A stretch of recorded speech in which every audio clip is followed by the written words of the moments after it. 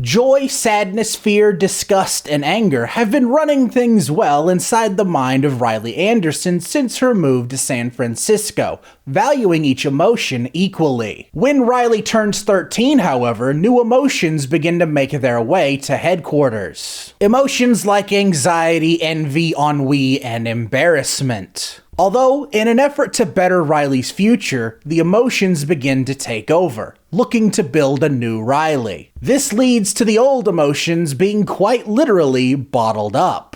Now the emotions must race back to headquarters before Riley's new and confusing emotions turn her into someone she isn't. This is Inside Out 2.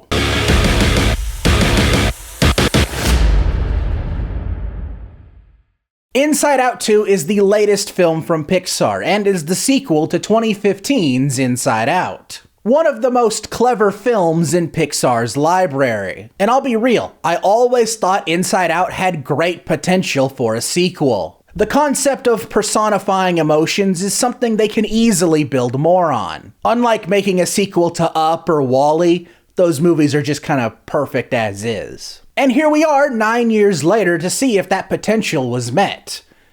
And I have to say, yeah, it was. Inside Out 2 is without a doubt one of the best sequels in Pixar's library. Easily the best sequel since Toy Story 3. It takes the brilliant concept from the first film and expands on it in a plethora of genius ways. All while telling a figuratively and literally emotionally driven story that kids and adults alike are going to love. It also makes for a great sister film to another recent Pixar hit, but I'll get into that later. Now, the cast of the film does have a few shakeups, but it retains far more than it lost. Amy Poehler, Phyllis Smith, and Lewis Black return as joy, sadness, and anger, respectively. And they don't miss a beat. They are the perfect personifications of these emotions. They all get more time to shine and continue to be these lovable and endearing characters. However, fear and disgust are not voiced by Bill Hader and Mindy Kaling. Replacing them are Tony Hale and Liza Lapira, who do a great job at keeping their spirit and adding something new to the characters. Also, don't you find it funny that Mindy Kaling voiced disgust? Because that's the same feeling you feel when you watch Velma. But all of the returning emotions are still great and lovable characters, and the cast, both old and new, do a phenomenal job. But it's the new emotions that push this film over the edge to become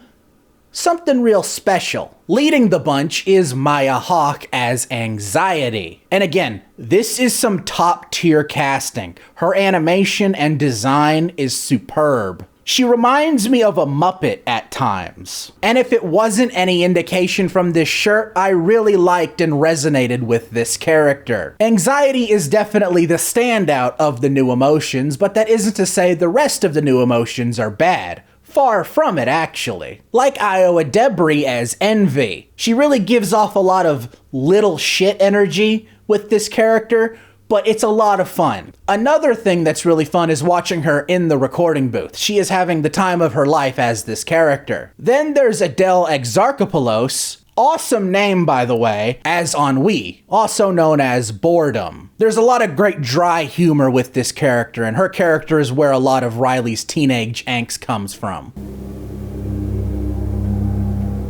Are you kidding me? Right now? And I would be remiss if I didn't talk about Paul Walter Hauser's embarrassment. I'll keep it short, sweet, and spoiler-free. He's great. Making this a cast of characters both old and new, one that I'm willing to say can rival the entire cast of Toy Story. They're just really good characters, and I enjoy watching their adventures. I mean, leave it to Disney to make actual human emotions marketable, because I am not kidding. Kids could have actually gone to McDonald's to get sadness or anxiety in their Happy Meals. This world is really funny sometimes. By the way, I bought the whole set of these. Mainly because I thought, hey, I'll buy the whole set and I'll be like, hey, you can get disgust and anger in your Happy Meals. It didn't roll off the tongue as well. So I just want to make it known, I have problems, okay?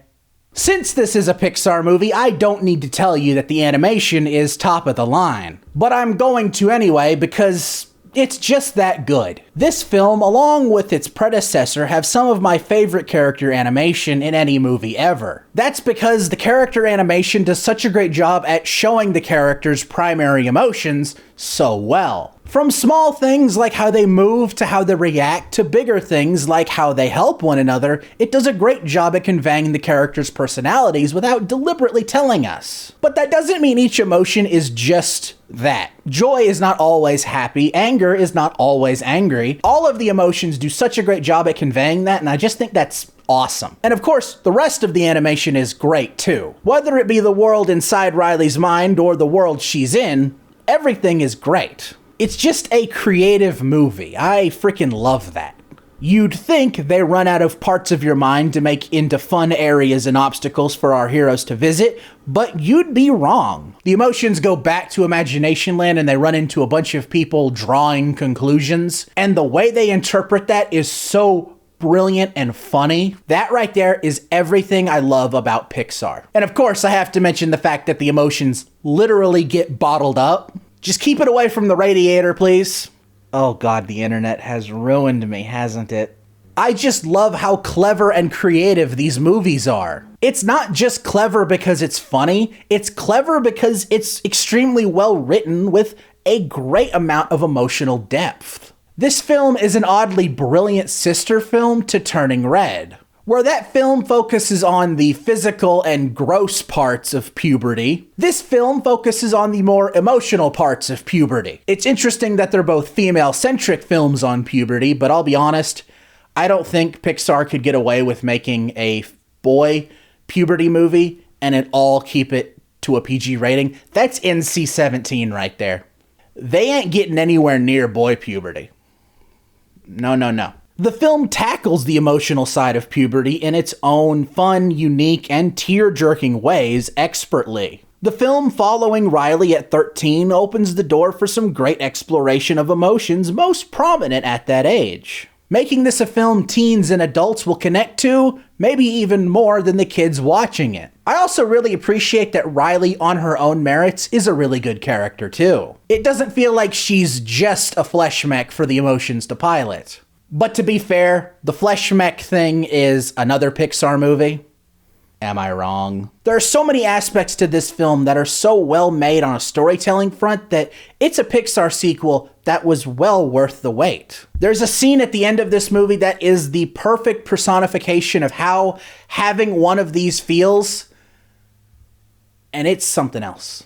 Like, it is so good. If I had any form of real disappointment with this movie, it has to do with a certain group of characters that gets introduced early on in the film, and they just kind of never show up again. One of the characters shows up again, but the two characters I was really into kind of just come and go. Their respective animation was awesome. The jokes surrounding where they come from were hilarious. I just wish they were in the movie for longer than 3 minutes. On a related and positive note, it's a great year for animation capturing the in-game animations from video games. I don't do my kind of victory dance for nothing.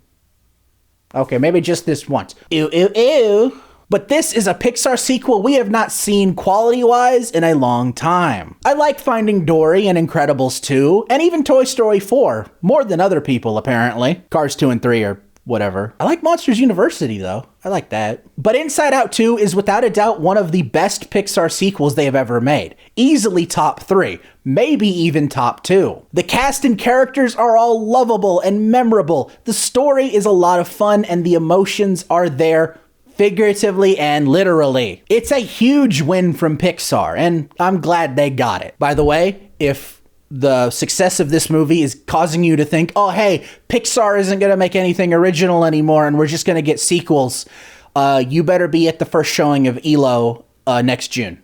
I'm just saying. I hope you all enjoyed this review, and if you did, please consider hitting that like button, and if you want to see more, hit that subscribe button and ring that bell to be notified when my next review drops. Until next time, I'm Quint Dunaway, hoping you will keep it cinematic.